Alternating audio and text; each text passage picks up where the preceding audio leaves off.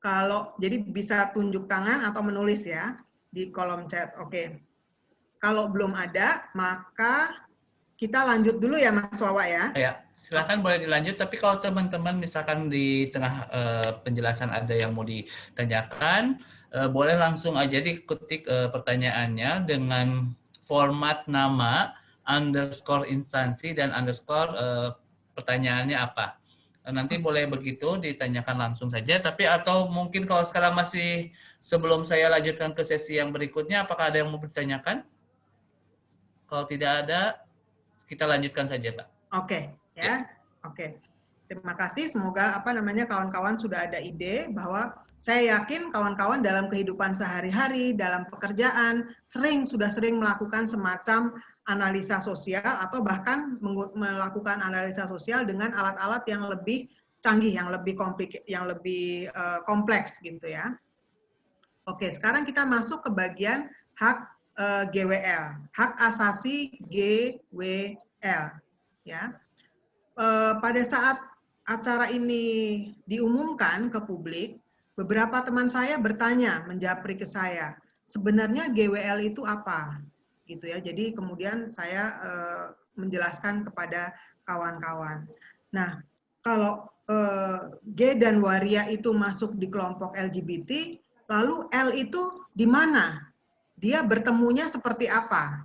Gitu ya. Jadi saya akan mencoba menyampaikan di sini apa yang saya ketahui. Kawan-kawan di sini, karena saya tahu di sini kawan-kawan ahli semua, silahkan menambahkan atau bahkan bisa menyampaikan kalau yang saya sampaikan ini kurang tepat atau salah, gitu ya. Jadi asik-asik aja ya.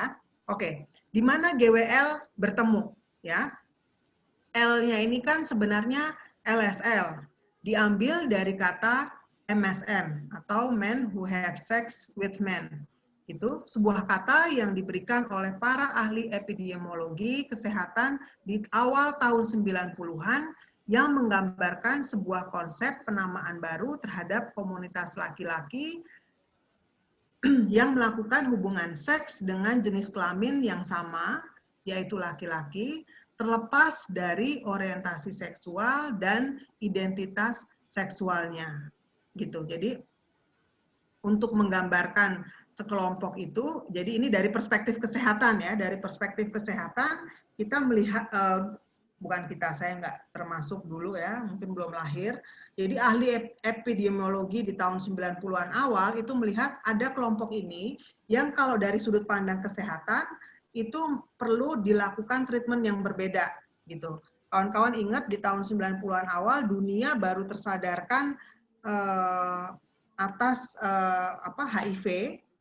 HIV dan AIDS, dan masih mencari-cari tahu lebih lanjut soal HIV dan AIDS tersebut, gitu ya. Yang pada waktu itu diketahui di awal tahun 90-an, HIV itu baru banyak diketahui terjadi di kelompok laki-laki yang berhubungan seks dengan laki-laki. Oleh karena itu, dari perspektif kesehatan, kelompok ini kemudian dinamai menjadi LSL. Jadi terserah dia mau mengidentifikasi dirinya sebagai G atau bukan, atau memang juga ada orang-orang yang memang berhubungan seksual dengan sesama laki-laki, tetapi tidak ingin menyebut dirinya sebagai G, nggak apa-apa menurut para ahli EPI tersebut, tapi kelompok ini perlu dijangkau agar dapat terhindari dari HIV, gitu. Kurang lebih semangat yang saya tangkap pada masa itu seperti itu. Nah, istilah LSL diperkenalkan untuk mencerminkan gagasan bahwa perilaku seksual lah yang menempatkan individu pada resiko infeksi HIV, bukan identitas seksual. Nah, pada masa itu penekanan pada perilaku seksual yang menjadikan resiko terhadap infeksi HIV ini bertambah, itu sangat penting sekali. Karena tahun 90-an, terutama 90-an awal, stigma terhadap orang dengan HIV itu tinggi sekali. pengetahuan salah tentang HIV juga tinggi sekali, ya. Kalau di Indonesia mungkin sampai sekarang masih kalau kita ada dialog-dialog gitu dengan masyarakat umum, saya masih sering ditanya, nanti kalau menular melalui nyamuk bagaimana? Nanti kalau kita hidup berbagi toilet bagaimana gitu ya. Oke. Jadi itu kurang lebih gagasan awalnya kenapa LSL ini, kenapa ada istilah LSL. Nah, oleh karena itu, semua laki-laki yang pernah melakukan hubungan seksual dengan sesama laki-laki, meskipun mereka tidak mengidentifikasi diri sebagai gay, pada akhirnya perlu mendapatkan penjangkauan khusus, perlu mendapatkan layanan khusus agar terhindar dari atau berkurang resiko infeksi HIV-nya, gitu ya. Oke, lanjut. Nah, tadi ada pertanyaan, saya memberikan pertanyaan di mana kelompok G, GWL kan, 3 huruf itu bertemunya di mana? Jadi kalau dalam kerangka hak asasi semuanya bertemu karena semuanya sama-sama manusia kan, kita semua sama manusianya. Semuanya bertemu dalam konteks hak, jadi semua hak itu sama dimiliki baik G, baik W, baik L, maupun orang-orang yang di luar 3 kelompok ini, gitu ya. Apakah dia lesbian, apakah dia mungkin hetero, atau berbagai kelompok di dunia ini punya hak yang sama, gitu ya. Seperti dituliskan dalam Deklarasi Umum Hak Asasi Manusia. Nah, G, W, dan L kemudian sangat bertemu dalam konteks hak atas kesehatan dan prinsip-prinsip hak kelompok LGBTI. Nah, kawan-kawan, kita akan masuk ya ke prinsip-prinsip hak kelompok LGBTI. Lanjut, Kak Wawa. Teman-teman, sebelum yang mengingatkan lagi, jangan lupa isi absennya ya. Sambil kita sambil isi absen ya. Oke. Nah, kawan-kawan, semenjak ada semenjak dulu banget lah ya, saya nggak tahu dulunya sejauh mana, tapi ketika peradaban itu tulis-menulis mulai berlangsung, orang-orang tulis-menulis mulai berlangsung dan kitab-kitab agama-agama mulai diproduksi, maka orang-orang mulai mempunyai ide mengenai apa yang seharusnya terjadi sebagai ciptaan Tuhan yang murni dan bukan. Dan karena orang-orang yang dianggap baik dan murni adalah orang-orang yang melakukan punya orientasi seksualnya heteroseksual, maka yang di luar itu dianggap tidak baik. Oleh karena itu, sejak zaman itu selalu terjadi penolakan, diskriminasi, stigma, kekerasan, dan kekerasannya sangat mengerikan ya, sehingga pembunuhan-pembunuhan yang sangat terencana dan massal di banyak negara ya, termasuk kalau kawan-kawan ingat ada cerita tentang Nazi di Holocaust di Jerman ya, itu salah satu kelompok yang ditarget dibunuh selain kelompok Yahudi, juga kelompok-kelompok yang beraliran kiri dan kelompok-kelompok gay gitu. Jadi itu termasuk sasaran target pembunuhan. Nah, semenjak zaman itu juga orang-orang berusaha ya, dari leluhur kita itu berusaha membuat gimana caranya supaya semua orang punya hak yang sama, diakui haknya. Nah, bagi dunia berkembang, tahun 48 ada Deklarasi Umum Hak Asasi Manusia gitu, tapi deklarasi tersebut sekiranya belum sampai nih ke kelompok-kelompok di luar kelompok yang hetero dalam tanda kutip gitu ya. Sehingga semenjak itu pun perjuangan terus berlanjut, gimana caranya supaya kita bisa mendekatkan diri kita kepada norma yang dianggap sebagai norma bersama, gitu ya. Nah, pada tahun 2006 terjadilah dari rangkaian perjuangan yang panjang di berbagai negara dan di level regional maupun di level global. Kemudian tahun 2006 ada sebuah pertemuan dan kita sangat mestinya kita sangat bangga ya karena negara kita terutama di Jogja pertemuan itu terjadi yang menghasilkan prinsip yang dikenal dengan prinsip-prinsip Yogyakarta. Nah, kawan-kawan, saya yakin beberapa kawan mungkin sudah sangat familiar, sudah sangat ahli juga di bidang prinsip-prinsip hak ini. Tetapi saya ingin mengambil kesempatan kali ini untuk mengulas walaupun secara cepat ya, apa itu yang disebut dengan prinsip-prinsip Yogyakarta. Ya, prinsip ini adalah prinsip tentang penerapan hukum hak asasi manusia internasional dalam kaitannya dengan orientasi seksual dan identitas gender. Ya, nah prinsip ini dituntun oleh visi bahwa semua orang itu lahir bebas. Kita lahir ceprot dari dari ibu kita itu sama-sama nilainya bebas dan setara dalam martabat dan dalam hak. Jadi ini prinsip utama yang perlu dipegang oleh semua orang ya, semua umat manusia gitu ya. Nah, mohon maaf. Nah, semenjak pada tahun 2006 disahkannya tahun 2007 ya, Yogyakarta Principle ini ada 29 prinsip hak yang dicantumkan di situ oleh para ahli dunia ya.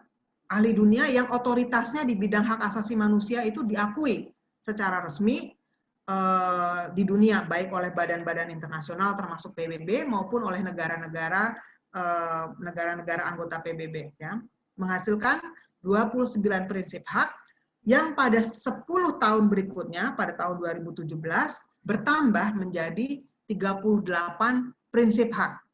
Nah, kawan-kawan yang terkasih, biasanya pada banyak pertemuan, ini prinsip Jogja ini hanya disebut saja. Nah, saya ingin mengajak ya supaya kita semua juga lebih dekat dengan prinsip-prinsip ini, karena ini diperjuangkan dengan susah payah gitu ya, dengan susah payah, dan ini adalah hak kita semua. Maka saya ingin 38 prinsip ini dibacakan oleh masing-masing peserta. Mungkin satu peserta bisa membacakan 5 begitu. Bagaimana Mas Wawa? Di slide berikutnya saya sebutkan nama-nama prinsip. Boleh, silakan jika memungkinkan, Kak. Oke, jika memungkinkan ya. Ya, karena takutnya khawatirnya ada beberapa teman peserta yang mungkin terhalang oleh sinyal atau apa, jadi mungkin tidak terlalu jelas. Boleh, nggak apa-apa. Oke. Jadi saya akan mempersilahkan kalau yang saya sebut namanya, kalau bisa membaca, minta tolong dibacakan ya. Yang di daftar partisipan pertama saya ini ada Ajan. Halo Kak Ajan. Apakah mendengar kita? Kalau belum ada, saya ingin masuk ke daftar nama berikutnya. Ada Kak Iqbal Yusuf. Iya, ada. Nah, Kak Iqbal, ayo saya minta tolong Kak Iqbal boleh bacakan prinsip nomor 1 sampai prinsip nomor 8. Iya, boleh. Ya. Silakan Kak. Ya. Jadi yang prinsip pertama itu adalah hak atas penikmatan HAM secara universal. Yang kedua, hak-hak atas kesetaraan dan non-diskriminasi. Yang ketiga, hak untuk diakui di depan hukum. Prinsip 4, hak hidup. Prinsip 5, hak atas rasa aman. Prinsip 6, hak atas privasi. Prinsip 7, hak untuk bebas dari pencabutan kebebasan secara sewenang-wenang. Dan prinsip 8, hak atas peradilan yang adil. Terima Oke. kasih. Terima kasih. Terima kasih Kak Iqbal. Jadi itu 8 prinsip pertama, lalu prinsip ke-9 sampai ke-12 saya ingin meminta tolong, ada yang mau volunteer mengajukan diri membacakan prinsip 9 sampai 12? Boleh. Boleh, Iya, silakan. Kak Afan, Siapa nih? silakan. Terima kasih. Saya akan bacakan dari prinsip 9, yaitu hak untuk mendapatkan perlakuan manusiawi dalam tahanan. Yang ke-10, hak atas kebebasan dari penyiksaan dan perlakuan atau hukuman yang kejam, tidak manusiawi, dan merendahkan martabat. Yang ke-11, hak atas perlindungan dari semua bentuk eksploitasi, jual beli, dan perdagangan manusia. Yang ke-12, hak atas pekerjaan. Terima kasih. Terima kasih Kak. 12 hak kita sudah bacakan. Nah kawan-kawan, masih ada beberapa hak lainnya. Ada yang mau volunteer lagi, bisa dinaikkan layarnya. Hak ke-13 sampai 17. Siapa yang mau volunteer?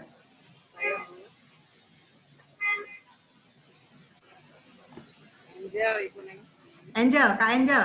Kak Angel silakan Kak. Nah, ya, untuk prinsip yang ke-13, hak atas jaminan sosial dan langkah-langkah perlindungan sosial lainnya. Oke, Kak suaranya boleh agak kuat Kak. Ya, siap. Prinsip yang ke-14, hak atas standar hidup yang layak. Prinsip 15, hak atas pemukiman yang layak. Prinsip 16, hak atas pendidikan. Prinsip 17, hak atas standar kesehatan tertinggi yang dapat dicapai. Oke, terima kasih. Terima kasih Kak Angel ya. Jadi Maaf, itu agak terganggu suaranya karena lagi di jalan. iya nggak apa-apa Kak. Hati-hati di jalan Kak. Oke. Nah itu tadi prinsip ke-13 sampai 17 yang merupakan prinsip hak-hak dari kelompok LGBTI. Siapa yang mau melanjutkan menjadi volunteer untuk membacakan prinsip 18 hingga 22?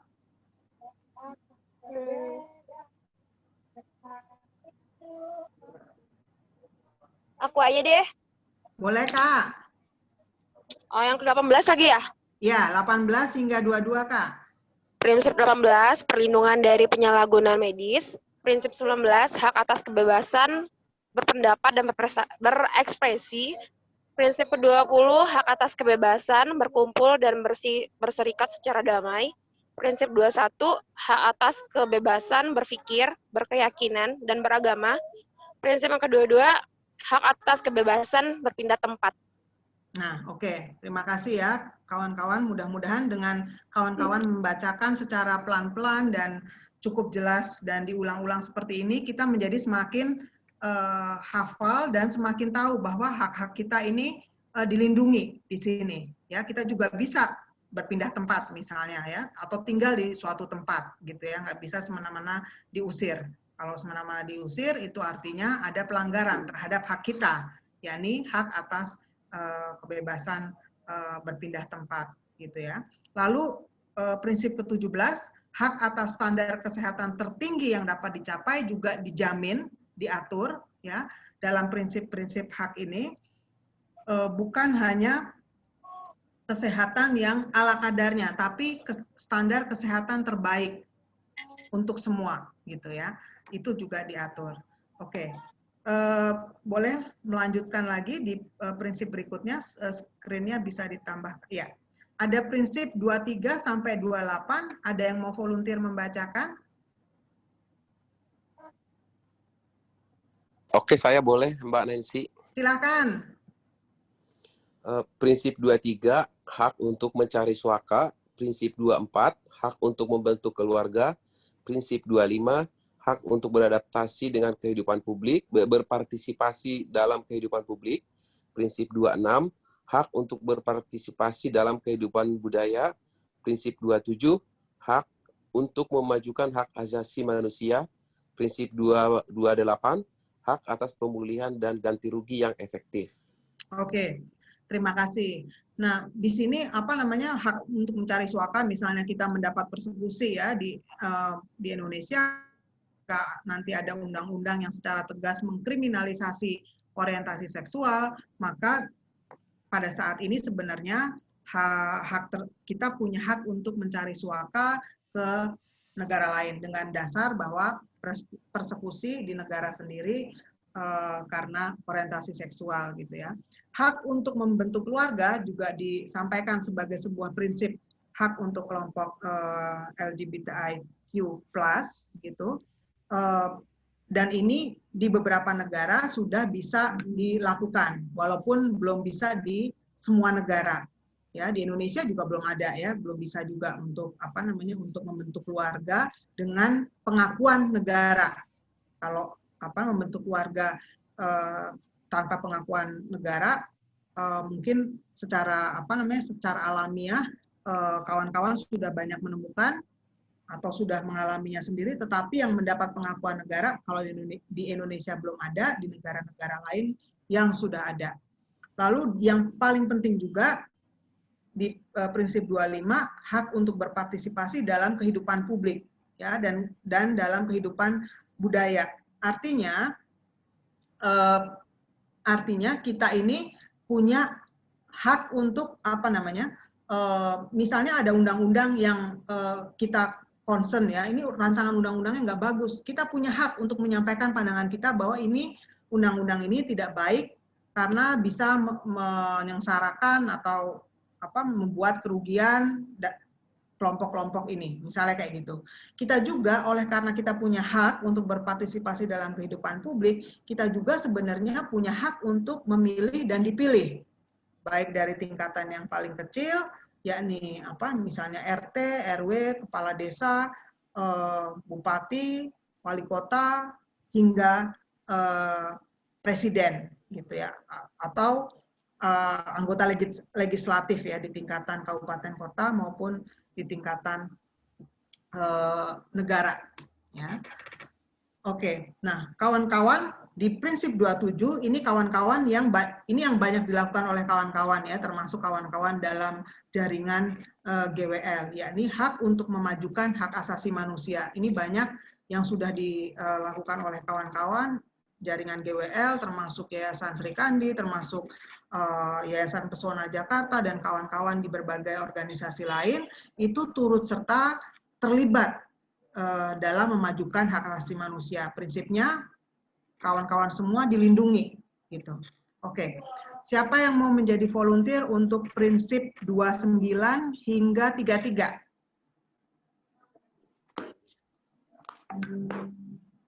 Itu ada. Silakan, Kak.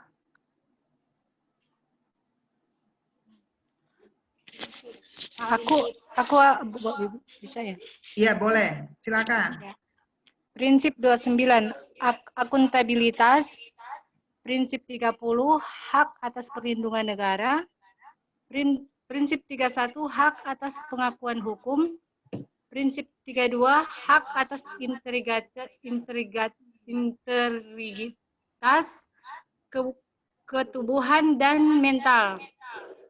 Prinsip 33, hak atas kebebasan dari kriminalisasi dan sanksi atas dasar sexual orientation, gender identity, gender expression of sex, karakteristik.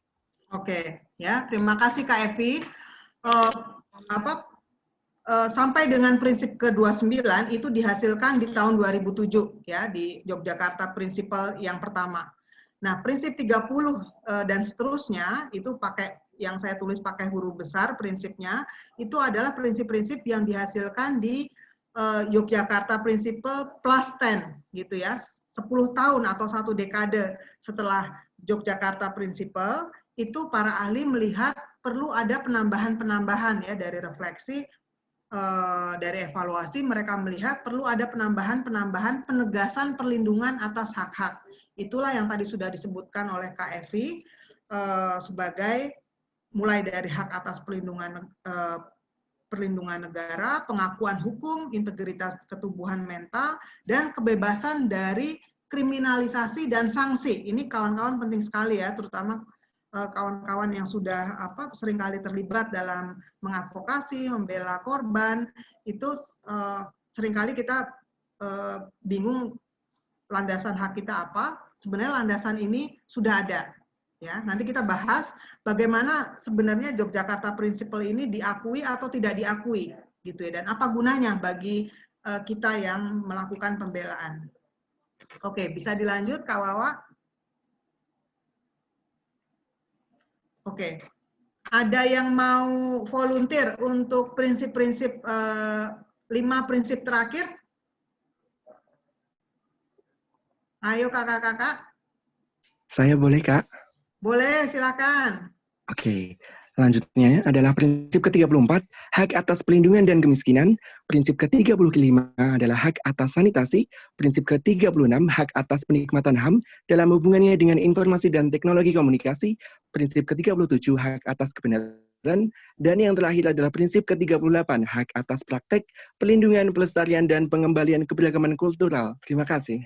Terima kasih, suaranya cakep banget. Ini biasa jadi ini kayaknya. Iya, kayaknya biasa jadi MC ya, announcer ya. Bagus suaranya.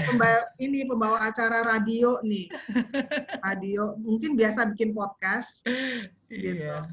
Nah, kawan-kawan, ini adalah 38 prinsip hak yang yang sudah dirumuskan dan menjadi bahan advokasi oleh semua pegiat HAM untuk di masing-masing negara, karena ini kan prinsip-prinsip global ya, prinsip-prinsip global yang kita coba untuk masing-masing negara mengakui hak-hak ini. Nah, bagi kita orang-orang yang bekerja dalam hak asasi manusia, pembelaan hak-hak korban, kita bisa bersandar kepada prinsip-prinsip ini. Kita bisa seperti tembok di samping saya, dia bisa menjadi sandaran kita. Yang bisa kita tengok prinsip-prinsip mana yang yang bisa saya pergunakan dan eksplorasi dalam membela hak-hak korban pada saat advokasi kasus maupun pada saat kita melakukan analisa sosial, gitu ya.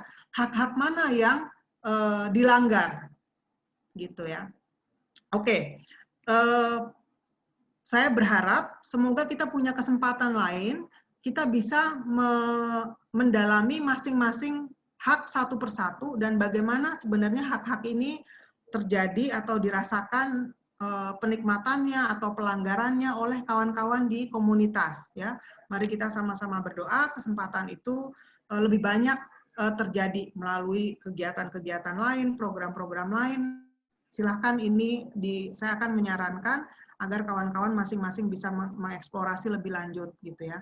Dan mensosialisasikan kepada kawan-kawan di komunitas lain. Bahan-bahannya untuk yang Yogyakarta Principle tahun 2007 sudah pernah diterbitkan oleh Komnas HAM. Saya bisa upload di grup chat. Diterbitkan tahun 2015. Nah, yang Yogyakarta Principle Plus 10 yang dibangun pada tahun 2017 memang saya belum menemukan yang menerbitkan dengan bahasa Indonesia. Jadi nanti saya akan share di sini juga masih dalam bahasa Inggris. Saya akan pada pertemuan ini saya akan menggunakannya juga untuk mengajak kawan-kawan yang punya sumber daya untuk membumikan yang Yogyakarta Principle Plus 10 ini di bahasa Indonesia kan, dibuat bahan komik atau dibuat segala sesuatu yang memungkinkan semua anggota komunitas kita bisa memahami hak-hak kita dengan lebih baik dan lebih mudah, gitu ya. Oke, sampai dengan di sini, apakah ada tanggapan atau pertanyaan?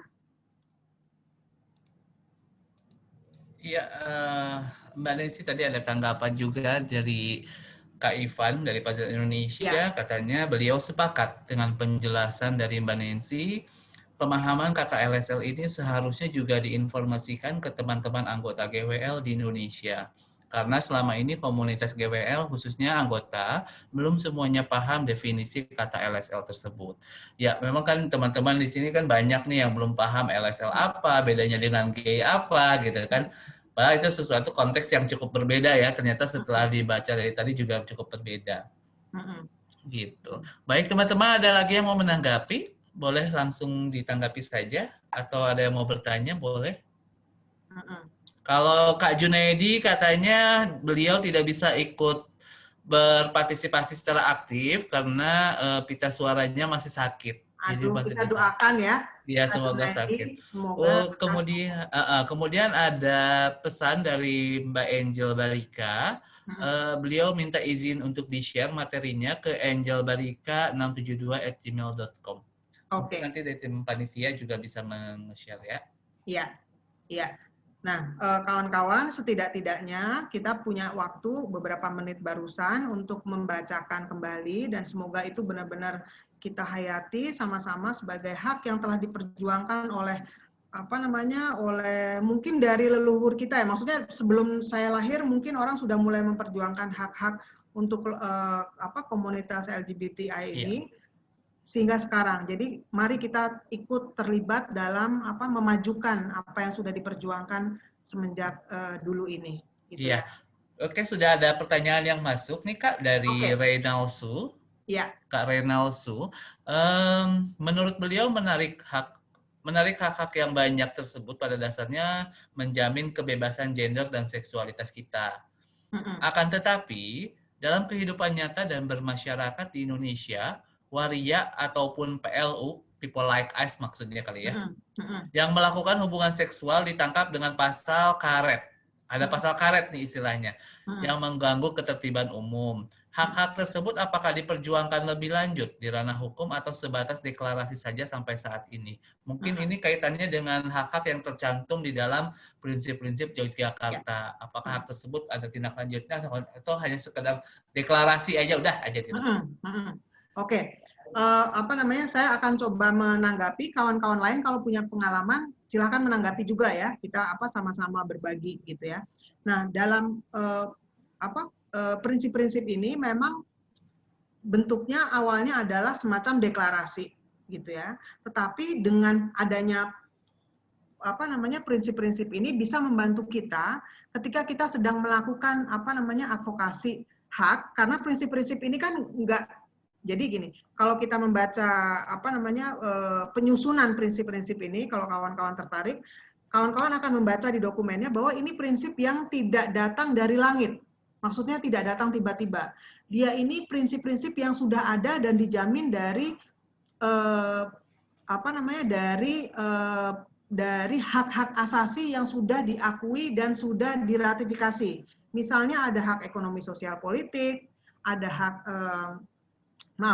ada hak sipil politik yang sudah diratifikasi di Indonesia juga menjadi Undang-Undang Nomor 11 tahun 2001 atau 2005, saya agak lupa. Lalu hak ekonomi sosial budaya yang juga sudah diratifikasi di Indonesia menjadi Undang-Undang Nomor 12 di tahun yang sama. Lalu ada prinsip-prinsip ini juga berasal dari undang-undang lain yang sudah diratifikasi di Indonesia, misalnya CEDAW atau konvensi undang-undang yang meratifikasi konvensi untuk pencegahan dan penghapusan atau eliminasi kekerasan terhadap perempuan, gitu ya. Nah, ini adalah tiga konvensi hak yang sudah diakui di Indonesia menjadi undang-undang. Inilah 38 prinsip ini tuh datangnya dari konvensi-konvensi tersebut yang sudah diakui di dunia, termasuk salah satunya di Indonesia. Nah, mengapa kok polisi masih melakukan penangkapan-penangkapan dengan dasar ketertiban umum, dengan dasar biasanya ya, kalau nggak ketertiban umum itu keresahan masyarakat gitu. Jadi ada pengusiran-pengusiran gitu. Nah, ini yang dibela oleh kawan-kawan, terutama kawan-kawan paralegal dan kawan-kawan yang bekerja di organisasi-organisasi bantuan hukum, gitu ya. Bagaimana agar mereka bisa dibebaskan atau mereka tidak dikenai hukuman yang berat, mereka tidak satu untuk korbannya ya, mendapat pemulihan. Lalu untuk pelakunya mesti diapain? tentu kita dalam hal ini masih menjadi kelompok yang kecil, ya. Kok kita mau ngelawan polisi? Polisi aja punya dananya luar biasa, punya aparatnya banyak, punya senjata lagi. Memang kita punya apa gitu kan? Jauh, kalau dilihat relasi kuasanya, kita jauh di bawah relasi kuasanya, di bawah polisi. Tapi kita bisa melakukan usaha-usaha untuk membuat para aparat keamanan juga punya kesadaran yang lebih baik. Misalnya membujuk, dalam tanda kutip ya, membujuk mereka untuk tertib pada tata cara penangkapan yang benar, misalnya itu. Lalu membujuk mereka untuk memasukkan prinsip-prinsip hak asasi manusia dalam pendidikan kepolisian, gitu. Lalu banyak cara untuk membuat mereka terbujuk, berubah, dan juga kita bisa melakukan pengawasan terhadap tindakan-tindakan baik kepolisian hingga peradilan yang berlawanan dengan prinsip-prinsip yang sudah diakui secara universal ini. Kira-kira pertanyaannya, jawaban respon dari saya seperti itu. Silakan kalau ada lagi. Ini ada lagi kayaknya Kak Wawa. Iya betul Mbak. Ada lagi. Kak Afan. Ada lagi dari Kak Afan.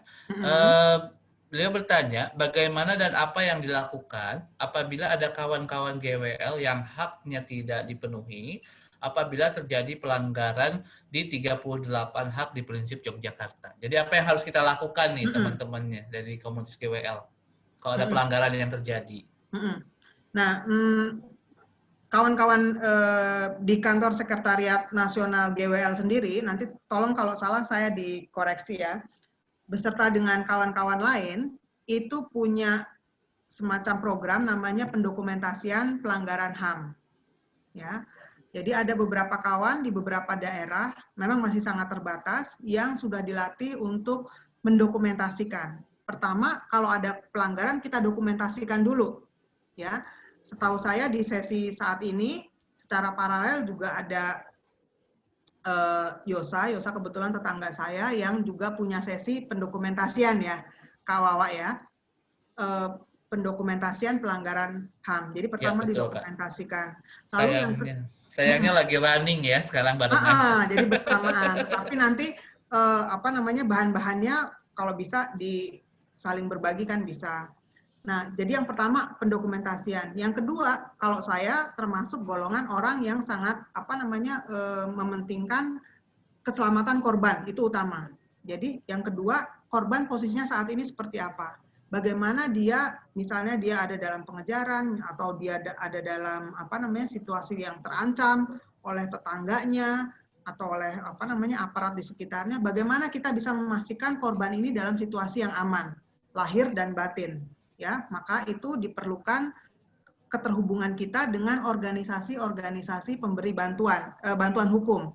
LBH misalnya, ada LBH setempat ya, misalnya di Jogja ada LBH Jogja, di Jakarta ada LBH Jakarta, LBH Masyarakat, dan ada LBH Apik Jakarta.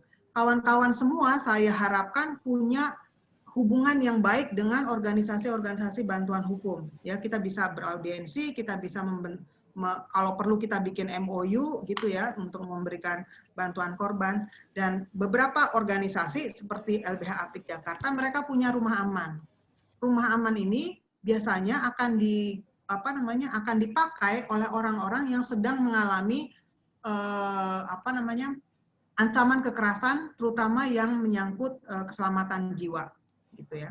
Nah, nanti langkah-langkah berikutnya bisa dikoordinasikan bersama-sama dengan organisasi pemberi bantuan hukum maupun organisasi-organisasi lain yang terkait pemulihan psikososial maupun yang lain-lainnya. Dari saya begitu. Ada lagi?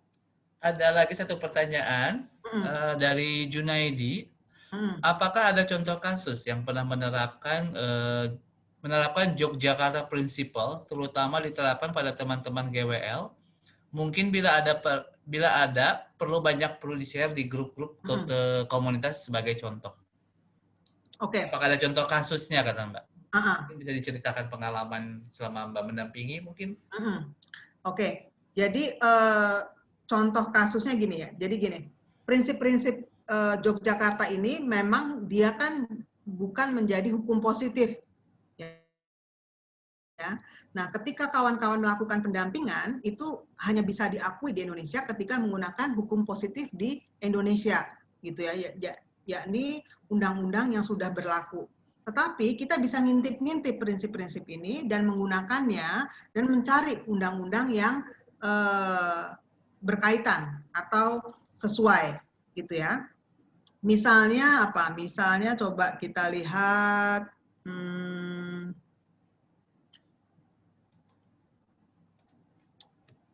hak atas pemulihan dan ganti rugi yang efektif, ya.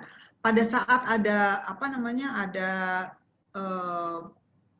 perundungan, bahkan waktu itu ada kawan waria yang kasus Aceh gitu ya, sampai dengan akhirnya harus keluar dari daerahnya gitu, tidak hanya dikeluarkan dari pekerjaannya di salon tempat dia bekerja, tapi bahkan harus keluar dari daerahnya karena terancam keselamatannya. Maka kita mengetahui bahwa mereka ini sebenarnya kawan-kawan waria yang mengalami persekusi di daerahnya itu adalah sama-sama manusia yang hak-haknya tuh terjamin minimum dalam seperti yang tertulis dalam 38 prinsip ini. Lalu apa yang bisa kita lakukan? Kita cari nih salah satunya ya, hak atas pemulihan dan ganti rugi yang efektif. Oke, hak atas kalau ganti rugi yang efektif di dalam Undang-Undang Indonesia, di Indonesia itu baru bisa dilakukan atas dasar putusan pengadilan. Tetapi hak atas pemulihan itu bisa dilakukan selama proses. Ya, salah satu yang dilakukan adalah menghubungi redress mekanismenya Indonesia. Lembaga-lembaga negara yang melakukan yang menjadi bagian dari proses pemulihan di Indonesia. Salah satu lembaga negaranya namanya LPSK, Lembaga Perlindungan Saksi dan Korban. LPSK itu memiliki beberapa kriteria yang bisa di mana kita bisa mendaftarkan untuk mendapatkan perlindungan dari negara. Ya, salah satu kriterianya adalah laporan dari polisi, ya, laporan dari polisi dan bukti-bukti lain di mana memperlihatkan kegentingan persoalan gitu ya. Yang saya dengar ada beberapa kasus yang sudah menjadi menjadi bagian dari perhatiannya LPSK juga, walaupun bukan hal yang mudah karena LPSK dia akan fokus pada perlindungan saksi korban korupsi, tindak kriminal, terorisme, perempuan korban perdagangan manusia, gitu-gitu. Banyak sekali yang menjadi bebannya dia, tapi kita bisa mencoba. Oke. Lalu yang lain misalnya prinsip 31 ya, kita lihat prinsip 31 adalah hak atas pengakuan hukum ya. Hak atas pengakuan hukum itu sebenarnya ada di mana? Paling kelihatan ada di mana? Paling kelihatan ketika kita memiliki legal identity atau identitas legal kita, yakni KTP. Ya, nah kawan-kawan sejauh ini, walaupun mungkin dia tidak menggunakan, saya punya prinsip nomor 31, prinsip 31 ini baru ya, baru keluar tahun 2017 gitu ya, hak atas pengakuan hukum, tapi kawan-kawan selama ini sudah melakukan advokasi agar kawan-kawan, terutama yang paling sulit ini untuk kelompok waria, itu bisa memiliki identitas legal, ya, termasuk bila dia ingin juga melakukan perubahan identitas, gitu ya. Nama di dalam ijazah diubah atau nama di dalam KTP diubah gitu ya. Itu beberapa hal yang sejauh ini saya dengar sudah dilakukan. Ada lagi pertanyaan? Iya, ada tanggapan dari Reynald SFG sekaligus pertanyaan. Dan sebetulnya kita ada waktu sekitar kurang lebih 15 menit lagi sebelum sebelum kita melanjutkan ke sesi COVID. Iya, sebelum kita melanjutkan ke sesi berikutnya, apakah mungkin ada baiknya kita menjawab dulu pertanyaan dari Kak Reynald. Ya, Jadi boleh. tanggapannya adalah terima kasih Ibu atas penjelasannya. Mau menambahkan juga sangat disayangkan LGBTIQ QIIP plus 2S baru dikenal dengan GWL di Indonesia. Pak, publikasi SITN Harvard terakhir saja menyatakan bahwa gender dan sexuality merupakan hal yang sangat kompleks. Sehingga lesbian, gay, bisexual, transseksual, queer, questioning, intersex, alliance, asexual, and pansexual masih belum mencakup seluruh spektrum gender dan seksualitas manusia secara keseluruhan. Panjang banget nih. Apa di Indonesia, perhatian peneliti dan NGO saat ini baru berfokus sebatas gay, waria, dan lesbian? Dan bagaimana saya bisa bergabung ke organisasi yang kawan-kawan ikuti? Jujur, sulit sekali untuk bergabung dan merasa beberapa NGO sangat tertutup. Sudah mencari beberapa NGO untuk mengikuti aksi dan gerakan terkait gender dan seksualitas, tapi belum ada satupun yang terbuka terhadap volunteering. Nah, mungkin di sini juga ada beberapa kawan yang dari beberapa NGO, mungkin boleh di-share juga terkait program volunteeringnya, apakah masih ada atau bagaimana, dan mungkin bisa dijawab dulu Mbak terkait itu. Saya pikir yang paling tepat menjawab adalah menurut saya kalau respon cepat dari saya senang sekali kalau siapa namanya ini yang bertanya, Reynald ya, kalau Reynald bisa terhubung dengan kawan-kawan ya. Jadi walaupun kita bekerja secara full time menjadi banker kah, menjadi karyawan di perusahaan A, B, C gitu ya, tetapi kita masih punya waktu juga kan untuk terlibat dalam gerakan ini gitu. Nah, saya akan mendukung kalau kawan Reynald itu bisa juga terlibat melalui komunitas-komunitas yang sudah ada. Nah, di sini ada YPJ, ada teman-teman GWL di Jakarta juga. Silahkan. Ada Puzzle Indonesia di Bandung. Iya, silakan. Ada teman-teman YSS. Yes, ada teman-teman YSS Rikandi Sejati, itu teman khusus teman transpuan di Jakarta. Silahkan, ada yang mau bantu menjawab? Mungkin Kak Afan atau ini Kak Reynald ada posisi di mana ya? Terakhir posisi Kak Reynald. Jakarta. Aku di Jakarta kan, karena. Oh, Jakarta. Oke, silakan. Mungkin Kak Afan boleh diceritakan pengalaman untuk volunteeringnya? Iya, terima kasih. Kalau untuk teman-teman yang memang mau bekerja sama terkait penelitian atau apa, sebetulnya kita terbuka gitu untuk siapapun, termasuk yang di luar komunitas ya, seperti mahasiswa dan lain-lain, yang memang dia perlu kolaborasi dengan kita untuk penelitian ya. Jadi kita terbuka, sangat terbuka. Jadi nggak tertutup justru. Itu aja sih dari saya. Kalau misalnya masnya di Jakarta lebih mudah lagi karena NGO di Jakarta lebih banyak kalau aku ngelihat ketimbang di Bandung ya. Terima kasih. Ya, terima kasih Kak Afan. Makasih ya Kak Afan. Kak Erik nih, mestinya bisa menangkap nih. Tadi kurang jelas lagi hujan. Jadi tadi apa yang ditanya ya?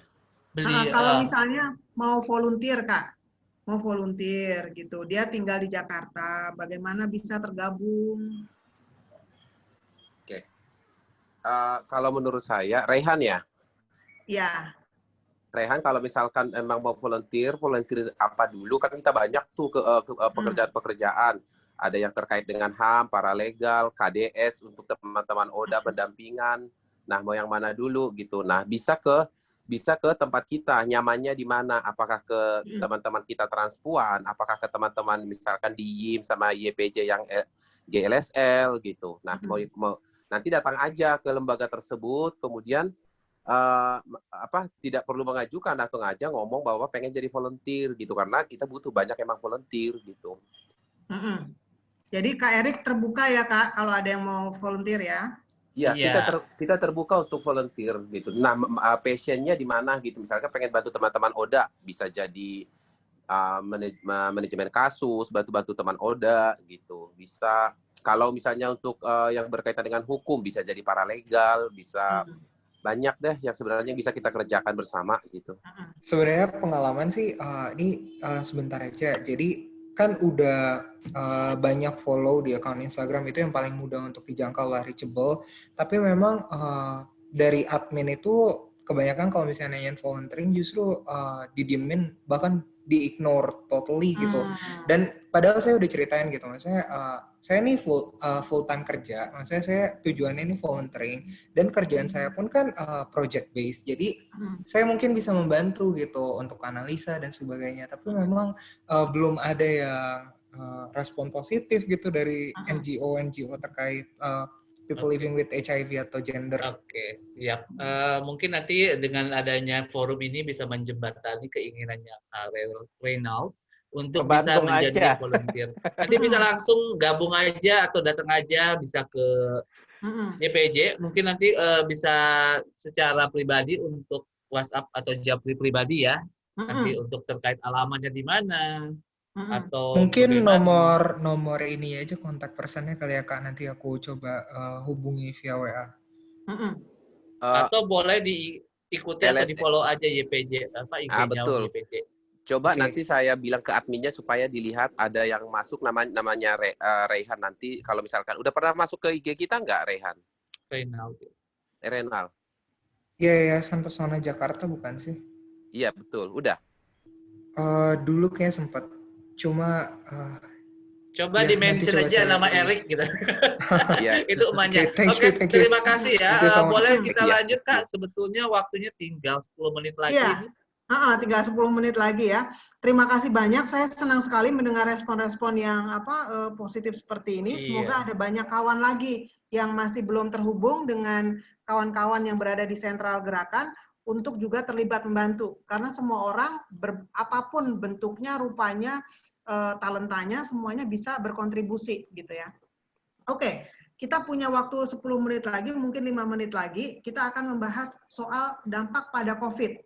Ya, boleh digeser itunya slide-nya Kak Wawa. Oke. Oke ya. Sebenarnya aslinya kita awalnya saya ingin curah gagasan, tapi sepertinya tidak mungkin, maka boleh ke slide berikutnya. Oke. Nah, kawan-kawan, ya, ada beberapa dampak COVID bagi komunitas yang saya catat, baik dari cerita kawan sendiri maupun yang tercatat dalam hasil penelitian. Ini ada 3 poin yang luput dari presentasi kali ini. Nanti saya akan taruh di grup chat, ya. Kawan-kawan silahkan menambahkan, ya. Yang pertama, beberapa dampak COVID bagi komunitas ini, yang pertama meningkatnya kerentanan. Kenapa meningkatnya kerentanan? Karena banyak orang di dalam komunitas punya penyakit-penyakit lain. Kalau di Amerika itu ada 3 hal, ya, penyakit yang 2 penyakit dan 1 kebiasaan yang membawa kerentanannya terhadap COVID itu bertambah di komunitas LGBT. Itu kanker, HIV, itu 2 penyakitnya, dan 1 kebiasaan merokok. Itu ada datanya, sekian persen komunitas LGBT di Amerika itu punya kebiasaan merokok, dan karena dia berkaitan dengan paru-paru COVID ini, maka itu dikhawatirkan menambah kerentanan. Nah, meningkatnya kerentanan juga disebabkan karena selama ini masih ada hambatan-hambatan akses pada layanan kesehatan, termasuk diskriminasi, gitu. Nah, mudah-mudahan ini sudah berkurang di Indonesia, tetapi ada situasi memang yang membuat orang-orang itu terhambat aksesnya, terutama yang penampilannya kelihatan berbeda ya, seperti teman-teman waria, yang membuat mereka tidak bisa secara cepat mendapatkan pertolongan, atau orang yang mau menolong itu jadi lebih panjang pikirannya. Oh, ini kok gini, namanya kok Joko, tapi dia bilangnya gini. Pokoknya yang nggak mutu-mutu itu masih menjadi persoalan, ya. Kemudian kerentanan bertambah juga karena berkurang dukungan pada komunitas LGBT, terutama bagi mereka yang tidak punya rumah atau yang tinggal bersama keluarga yang tidak mendukung. Jadi gini, di kelompok perempuan teman-teman perempuan yang menangani korban kekerasan terhadap perempuan itu mencatat ada peningkatan kekerasan yang jauh lebih tinggi dan mereka menangani kasus menjadi jauh lebih banyak, gitu hampir 80% dari masa biasa selama pandemi ini, gitu. Anggapan yang selama ini yang coba kita merasionalisasinya dengan oke, masa pandemi ini banyak orang di PHK, masa pandemi ini ada aturan-aturan social distancing untuk menghindari penyebaran dari COVID sehingga banyak orang tidak bisa bekerja. Jadi di PHK kalau di kantor atau di restoran atau di toko, dan kita yang bekerja di jalanan, apakah pedagang, apakah PSK, ataukah punya punya lapak-lapak begitu ya di jalanan, itu kita jadi nggak bisa buka seperti pada masa-masa biasa. Orang-orang pun para calon-calon pembeli menjadi tertahan, tidak bisa sebanyak yang kita harapkan pada masa biasa.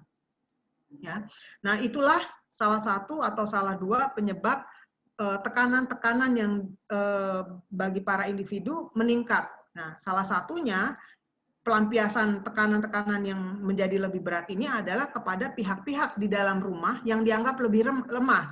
Dalam hal ini siapa? Dalam hal ini perempuan dan anak-anak. Kementerian PPA, Kementerian Pemberdayaan Perempuan dan Anak, mencatat peningkatan kasus yang tinggi juga kepada kelompok perempuan dan anak.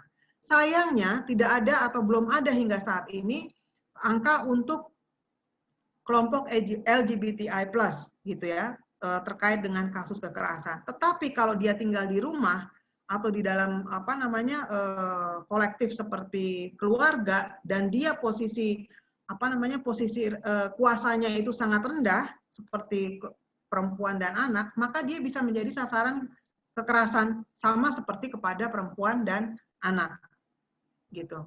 Nah, catatan lain yang saya tambahkan di sini, ya, pada konferensi AIDS yang baru lalu, kan konferensi AIDS yang terakhir kan secara online kan ya, itu ada sebuah penelitian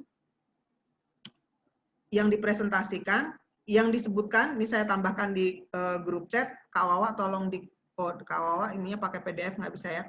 Jadi tambahannya itu hasil penelitian yang dipresentasikan di konferensi HIV tersebut menyampaikan ada signifikan dampak yang signifikan dari COVID pada employment atau pekerjaan, keamanan dari pangan, keamanan pangan gitu ya, atau food security, dan akses pada treatment dan prevensi HIV.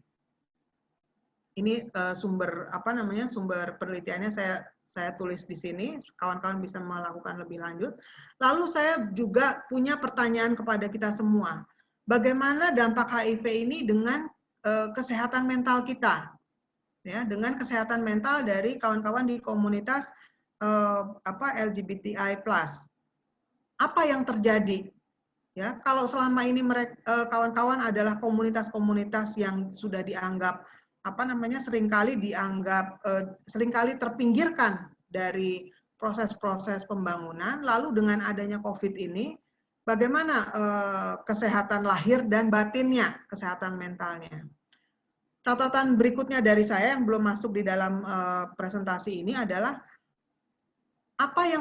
bagaimana cara kita menganalisa ya pada saat kita tidak punya data kuantitatif atau data-data laporan-laporan yang spesifik, gitu ya, entah perkara kasus kekerasan atau perkara orang-orang yang sedang mendapatkan perawatan karena COVID, gitu, yang kebetulan punya latar belakang LGBTI.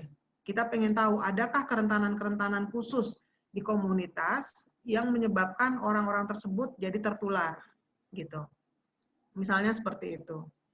Nah, setelah ini, itu beberapa dampak COVID bagi komunitas yang tercatat oleh saya. Saya sebenarnya ingin sekali mendengar pandangan-pandangan dari kawan-kawan. Mungkin Kak Wawa bisa melihat jamnya sudah habis. Dan sebenarnya saya juga merencanakan kita punya kesempatan untuk latihan pohon masalah dan pohon solusi. Ya. Tapi kalau gimana Kak Wawa? Sayang sekali tapi Kak, waktu kita sudah benar-benar habis dan kita sudah benar-benar out of time and mohon maaf sekali kalau memang untuk sesi kita kali ini kita harus berakhir. Jadi mohon maaf juga kalau ada beberapa sesi yang mungkin saat ini dalam kesempatan kita kali ini tidak bisa kita lakukan. Tapi harapannya mungkin ke depannya kita bisa lakukan di masa mendatang. Tapi masih akan saya buka untuk sesi tanggapan atau tanya jawab mungkin.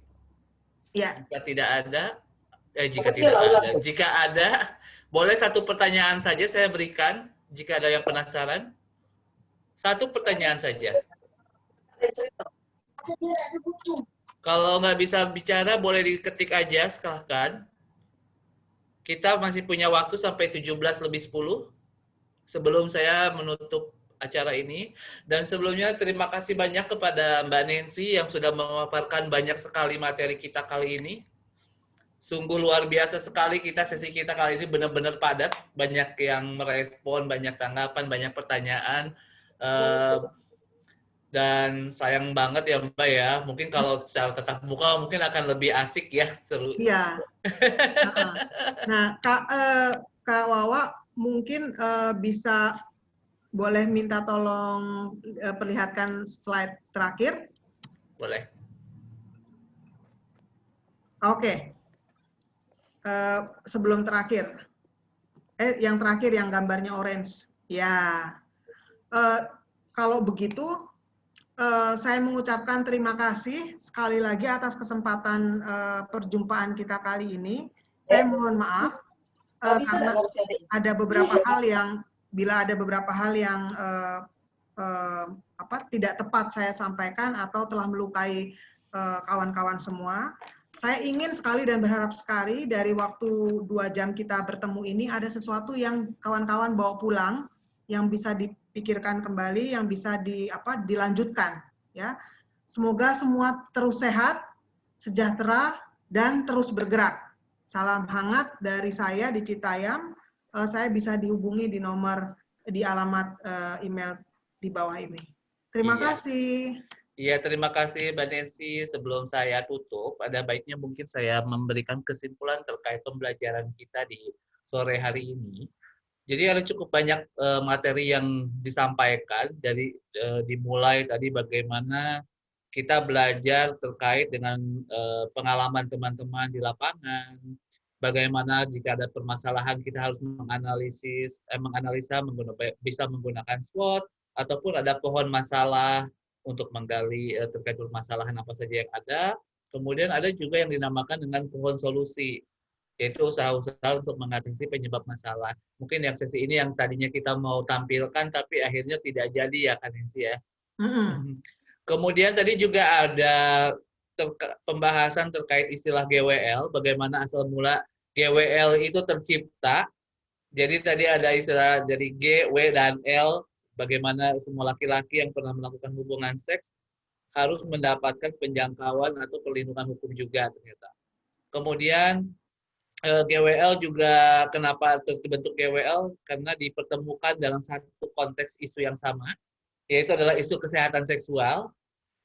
Ya, jadi akhirnya terciptalah kata GWL. Dan hal ini juga kemudian menginisiasi munculnya adalah prinsip-prinsip yang dituangkan ke dalam satu bentuk deklarasi, yaitu adalah prinsip-prinsip Yogyakarta, yang di dalamnya memuat ada 38 prinsip, di mana prinsip-prinsip tersebut mencakup terkait hak-hak GWL yang berdasarkan kajian penegasan perlindungan terkait dengan isu SOGI-SC juga. Kemudian tadi juga sempat ditanyakan bagaimana nih kalau ada pelanggaran hak asasi manusia kepada komunitas. Tadi juga seperti dijelaskan, kalau kita ada pelanggaran, hal yang paling utama dilakukan adalah dilakukan dulu pendokumentasian kasus. Nah, mungkin teman-teman di lapangan ini sudah banyak juga organisasi berbasis komunitas yang sudah memberikan penguatan kapasitas kepada anggotanya terkait dengan pendokumentasian kasus. Kemudian yang kedua adalah memastikan si korban dalam keadaan aman. Itu yang perlu diperhatikan. Dengan dalam kondisi ini kita bisa berjejaring dengan mitra, diantaranya adalah LBH, ataupun organisasi bantuan hukum lainnya. Kemudian yang tadi terakhir, yang tadinya kita bisa mengulas lebih dalam lagi ya terkait dampak COVID bagi komunitas GWL. Yaitu tadi ya seperti yang kita tahu kalau dampak COVID memang tidak hanya berpengaruh terhadap komunitas GWL saja, tapi memang ada beberapa aspek khusus yang mungkin sangat dirasakan oleh teman-teman GWL, terutama berkurangnya dukungan pada komunitas LGBT.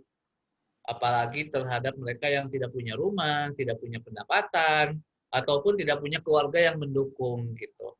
Kemudian dengan adanya PSBB atau social distancing, itu yang sudah pasti itu akan menurunkan atau bahkan meniadakan ya sumber pendapatan. Itu saja mungkin yang bisa saya simpulkan untuk kegiatan sore kita kali ini. Saya ucapkan terima kasih banyak. Sebelum berpisah saya pengen eksis dulu.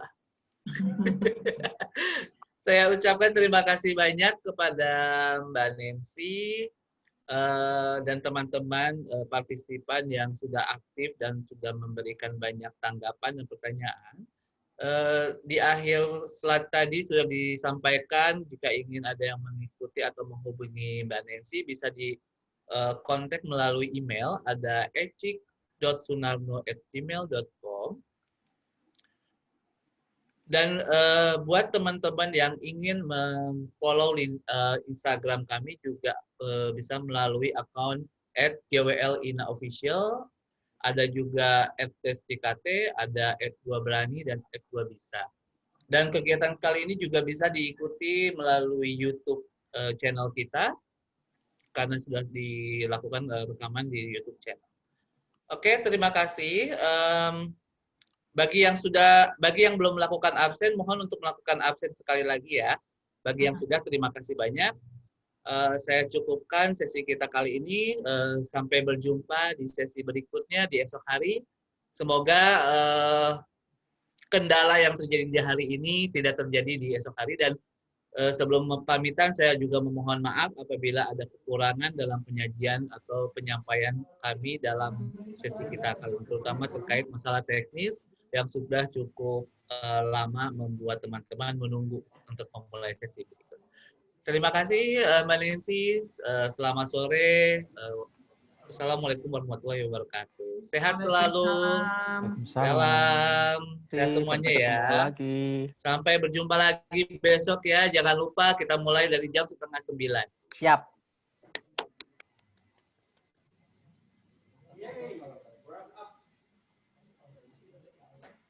Saya live ya, terima kasih banyak Silakan. Kak Wawa dan kawan-kawan. Silakan Kak. Juara. Makasih Mbak Eci. Terima kasih sami-sami. Baik. Keren Mbak Eci, jangan kapok ya. Siap.